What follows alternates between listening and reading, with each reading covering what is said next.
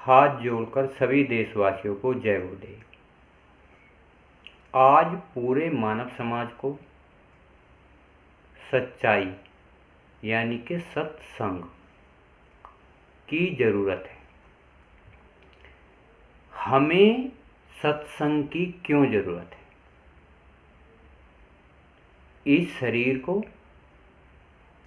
निरोगी बनाने के लिए सत्संग की ज़रूरत है। जो मन है अच्छे और बुरे कर्म करता है, इसलिए अच्छे और बुरे कर्म कितने करने चाहिए, कितने नहीं करने चाहिए, ये सत्संग में बताया जाता है। हमारी जो आत्मा दिव्य दृष्टि में बैठी है, उसे जानकारी के लिए कि वो कहाँ की रहने वाली है, सत्संग की ज़रूरत है। सत्संग से यह पता चलता है ये आत्मा मरने के बाद कहाँ जाएगी। इस कलयुग में, वर्तमान समय में हमें ये सोचना चाहिए, जो इंसान आम जीवन जीते हैं, चाहे हिंदू, मुसलमान, सिख, ईसाई, उनमें जो सत्संग में जाते हैं, जो देवताओं की भक्ति करते हैं, जो आम इंसान होते हैं, जो किसी की भक्ति नहीं करते, तीनों में क्या अंतर होता है? जो आम इंसान होते हैं, जो किसी की भक्ति नहीं करते, सेवा नहीं करते, केवल अपना भोग भोगने आते हैं और चले जाते हैं। जो तीन लोक का स्वामी है, जिसे हम ईश्वर मानते हैं, भगवान मानते हैं, खुदा मानते हैं, वो हमारा प्रारब्ध लिख कर भेजता है, जिससे कि हम अच्छे बुरे कर्म कर कर चले जाते हैं। जैसे बहुत सारे देश हैं, सारे देशों में इंसान मौजूद होते हैं, सभी देश के इंसान कर्म भोग में आते हैं। तो कर्म भोग भोगने के बाद वो मनुष्य शरीर छोड़कर अपने धाम चले जाते हैं, जहाँ की आत्मा दोबारा जन्म लेती है। उसी प्रकार महात्माओं ने ये भारत भूमि को कर्म भूमि बनाया है। कर्म भूमि उसे कहते हैं जो जैसा कर्म करता है वैसा फल भोगता है। महात्माओं की बड़ी अपार दया होने के बाद इस मनुष्य शरीर को अच्छे कर्म और बुरे कर्मों का ज्ञान कराया जाता है कि आप अगर अच्छे कर्म करोगे तो आपको देवलोक में जाने का एक अवसर मिलेगा, जहाँ के देवी देवता रहते हैं, जिनकी आयु बड़ी अंतराल तक लंबी होती है। उसी प्रकार से इस कर्म भूमि पर जो ये आत्मा है, ये समझाया जाता है कि इस आत्मा को भगवान और परमात्मा से मिलाया जा सकता है। यानी कि भगवान परमात्मा से जैसे इस संसार में आदमी औरत मिलते हैं, एक दूसरे का सहयोग करते हैं, गुरु और शिष्य मिलते हैं, उसी प्रकार से आत्मा परमात्मा से मिलती है, मन भगवान से मिलता है और इंसान इंसान से मिलता है संसार। तो ये बातें सत्संग में समझाई जाती हैं। सत्य का संग, जितनी जीव आत्माएं एक साथ इकट्ठा होकर सत्संग में बैठती हैं, गुरु महाराज या साधु संत फकीर उन आत्माओं की एक दूसरे की सेवा कराकर आत्म कल्याण का मार्ग बताते हैं। जैसे गुरु महाराज ने हमें बताया, सत्संग, सेवा और भजन। सत्संग कहते हैं सत्य का ज्ञान, यानी कि मनुष्य शरीर को निरोगी करने का काम, और मनुष्य शरीर को जो मन बैठा है, जो अच्छे बुरे कर्म करता है, कैसे अच्छे और कैसे बुरे कर्म करने चाहिए, ये हमें गुरु महाराज बताते हैं, संत महापुरुष बताते हैं। जैसे हमें परम संत बाबा जय गुरुदेव ने 1952 से लेकर 2012 तक सत्संग सुनाया, यानी कि सत्य का संग बताया। उन आत्माओं की सेवा करने के लिए बताया जो सत्संग से जुड़ी रहती हैं। और हमें नई जीवात्माओं को जोड़ने का एक आधार बताया। कहा कि संसार में जहाँ तक तुम्हारी दिशा निर्देश जाते हैं, सत्संग सुनाओ, सत्य का संग बताओ कि सत्य से क्या फायदा होता है।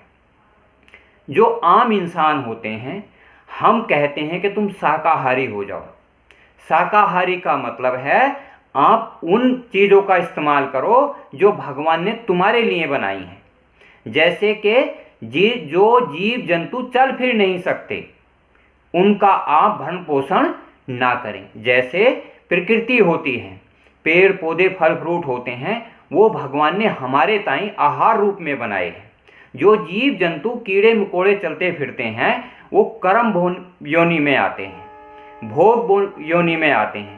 तो उन्हें अगर हम खाते हैं तो हमारी जो आत्मा है, हमारा जो मन है, हमारा जो शरीर है, ये दूषित हो जाता है। क्योंकि जो भगवान है, 3 लोक का मालिक है, उसने कर्म कर्जे बनाए हैं। कर्म कर्जे उन्हें कहते हैं, अगर मान लो आपको इस संसार में कहीं एक देश से दूसरे देश में जाना है, तो आप चले तो जाओगे, पर रास्ते में कितने एक्सीडेंट होने हैं, कितनी बीमारियां लगनी हैं, ये कर्म भोग हैं। अगर आप अच्छा रहना चाहते हो, पवित्र रहना चाहते हो, निर्मल रहना चाहते हो, अगर आपने गुरु मंत्र लिया है, गुरु के द्वारा शिक्षा ली है, तो आप गुरु के बताए रास्ते पर गुरु का स्मरण करते हुए, गुरु का नाम लेते हुए, परम पिता का नाम लेते हुए जब आप तीर्थ यात्रा करोगे या एक देश से दूसरे देश में जाओगे, तो आपको कर्म भोग तो आएंगे, पर वो इतने आएंगे जितना आटे में नमक होता है। मतलब सुई का फावड़े का सुई किया जा सकता है, यानी कि कर्म भोग कम भोगने पड़ेंगे, क्योंकि उस परम पिता परमात्मा को, खुदा को, भगवान को अपनी साधना करानी होती है। क्योंकि मनुष्य शरीर अपने मन को निर्मल और पवित्र करता है गुरु भक्ति से, और अपनी आत्मा को अजर और अमर बनाता है।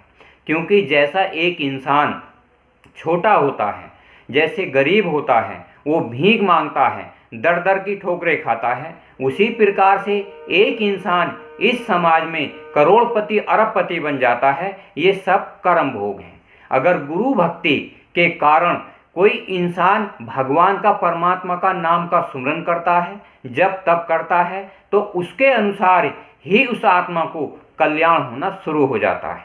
कल्याण कहते हैं, जैसा ये शरीर है, हम ऐसी युक्ति के द्वारा, इस फल फ्रूट घी दूध के द्वारा हम इस शरीर को निर्मल और पवित्र किया जा सकता है। अगर हम कीड़े मकोड़े, जीव जंतु, मांस मछली का इस्तेमाल करेंगे तो ये शरीर अपवित्र हो जाएगा, क्योंकि कर्म भोग होते हैं। जैसा कोई इंसान इस धरती पर आता है, हर इंसान को, अगर एक इंसान दूसरे को गाली देता है तो दूसरे इंसान को गाली बुरी लगती है। उसी प्रकार जैसे जीव आत्माओं में कर्म होते हैं, जैसे बकरा है, मछली है, उनके कर्म होते हैं। अगर उनका मांस हम अपने शरीर में ग्रहण करेंगे तो उनकी जो आत्मा मर जाएगी, वो हमारे शरीर में प्रवेश होकर गलत भावनाएं प्रकट करेगी, गलत विचार प्रकट करेगी, जिससे हम उस परम पिता परमात्मा की भक्ति नहीं कर सकते।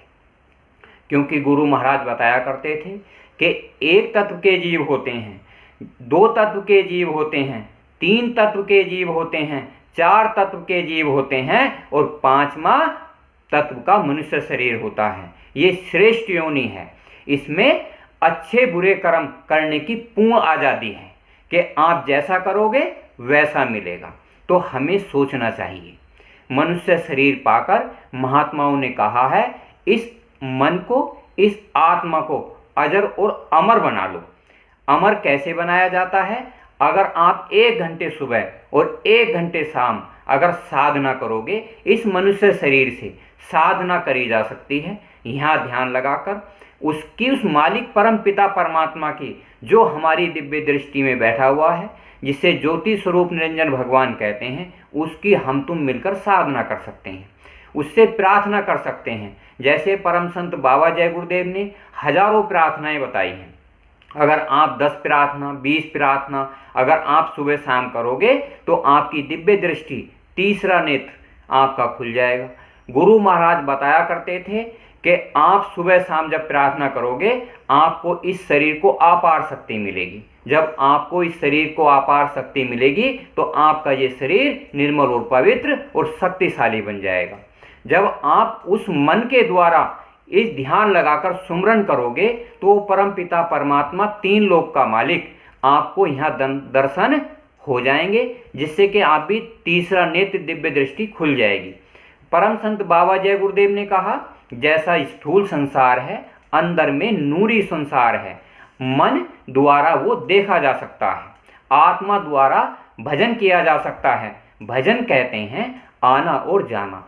जब आप देखोगे तो इस संसार में जब हम सेवा करते हैं सत्संगियों की, सत्य पर चलने वालों की, तो उनकी आत्माओं की दया यानी कि दुआ अपनी आत्मा को दया दुआ बरकत का काम करेगी। जितनी हम सेवा करेंगे इतनी ये आत्मा इस शरीर से निकलकर अंड खंड ब्रह्मांडों की सैर करेगी, जिससे कि ये आत्मा निर्मल और पवित्र होती चली जाएगी। जैसे इस संसार में सूरज और चांद सितारे हैं, वैसे ही भगवान परमात्मा ने अंतर्दृष्टि में जब हम दिव्य दृष्टि खोलेंगे तो ऊपर भी सूरज चांद सितारे हैं। एक जीते जागते महापुरुष की जरूरत है। जीते जागते कहते हैं जो संसार में रहता हो और योग साधना के द्वारा, गुरु मंत्र के द्वारा दिव्य दृष्टि खोलकर हमें नूरी संसार में ले जाए, जिससे कि हमारा जन्म मरण खत्म हो जाए। आज हम तुम देख रहे हैं देवता होते हैं, देवियाँ होती हैं, तो कौन है? हमारे तुम्हारे घर परिवार समाज के देवियाँ देवता होते हैं। पहले वो ब्रह्मा विष्णु महेश बनकर आए, राम बन के आए, कृष्ण बन के आए। जो बुरी जीवात्माएं हैं वो कृष्ण और कंस बन के आए। तो हमारी जीवात्माएं ही बराबर आती जाती रहती हैं। जो जैसा कर्म करता है वैसा फल देता है भगवान। ये किसका ज्ञान है? गीता। गीता भी किसी ने लिखी है, रामायण भी किसी ने लिखी है, बाइबिल भी किसी ने लिखी है। सब धर्म ग्रंथ बनाए हैं। तो क्यों बनाए हैं? सब जीवात्माओं को जगाने के लिए, आत्माओं को प्रकाश देने के लिए, आत्माओं को ज्ञान देने के लिए, सत्संग के लिए। सत्संग मतलब सत्य का संग, जिसमें आत्म जागृति हो जाए। जैसा करोगे वैसा मिलेगा। जब हमें और तुम्हें ये अधिकार है, जैसा करेंगे वैसा मिलेगा, तो हमें ऐसे कर्म करने चाहिए परम संत बाबा जय गुरुदेव के अनुसार, जो शरीर अंत समय तक निरोगी रहे, ये मन भगवान के दर्शन करे, ये आत्मा परमात्मा से मिले, और हम अपने गुरु महाराज को बताएं कि ऊपर का लोक ऐसा है, भगवान ऐसा है, भगवान हमारे जीवन में क्या करता है। जो परमात्मा है अंड खंड ब्रह्मांडों का मालिक, जो रात करता है दिन करता है, वो कैसे रूप में मौजूद है। अंधा गुरु बहरा चेला, हुए नरक में ठेलम ठेला। हमें अंधा गुरु बहरा चेले का साथ नहीं करना चाहिए। हमें देखना चाहिए उस परम पिता परमात्मा का रूप कैसा है, भगवान का रूप कैसा है। तो अंतर में देखकर अपने गुरु से बताना चाहिए, जिससे कि इस मानव समाज को ना धोखा खुद खाओ ना दूसरों को दो। देखो, इसी वीडियो को मैं समाप्त करता हूँ। लाइक करना, शेयर करना, सब्सक्राइब करना, बेल आइकन प्रेस करना। ये मानव समाज के कल्याण के लिए है। जय गुरुदेव।